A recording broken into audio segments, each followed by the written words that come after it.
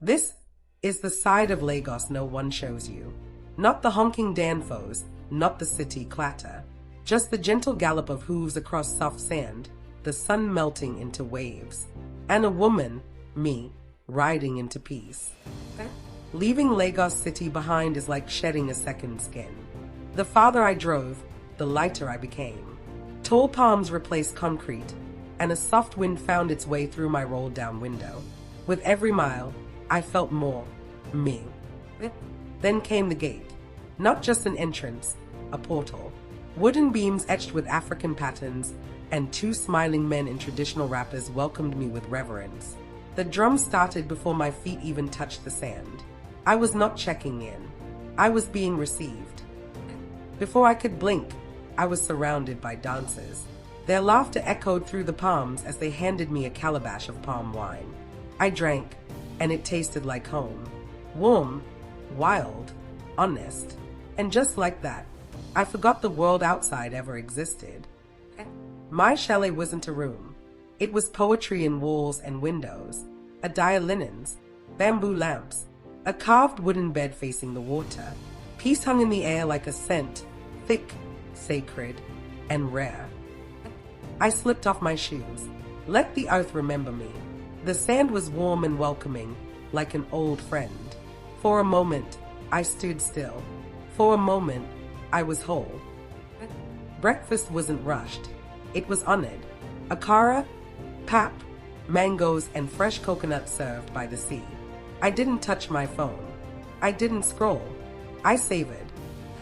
I took a kayak into the lagoon. No rush, no engine, just my paddle, the sky, and the water holding me like a lullaby. There's something magical about being surrounded by silence that listens. I wore a robe that danced with the wind. No corset, no heels, just freedom stitched into Ankara fabric. On a bridge above the water, I stretched my arms wide and let myself bloom. Under a thatched cabana, I surrendered. A massage by the ocean, soft hands, scented oils, sea breeze. It wasn't just my body that relaxed. My thoughts did too, for the first time in months. Beside a local artist, I dipped my fingers in paint. We spoke in color and symbols. In every stroke, I felt more connected, not just to culture, but to creation itself. Art doesn't need words. It just needs heart. I climbed onto a quad bike and tore through the palms, screaming, laughing, dust in my teeth, and I loved it. Every twist reminded me, joy doesn't always whisper. Sometimes it roars. Later, I found a hammock.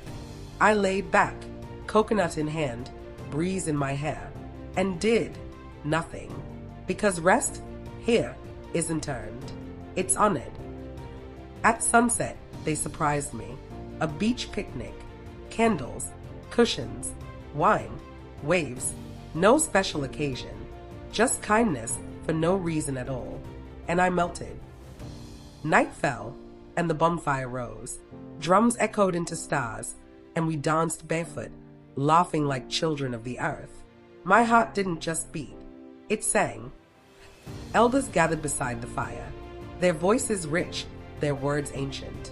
They told stories of gods, lovers, and thunder, and though I'd never heard them before, they felt familiar. Dinner came with candlelight and ocean hymns. I sat alone, yet I felt surrounded by gratitude, by stillness, by joy. I didn't pray for anything. I just whispered, "Thank you." At dawn, I went to the water's edge. I knelt.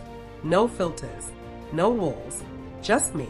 Tears came, not from pain, but from release, because healing lives here.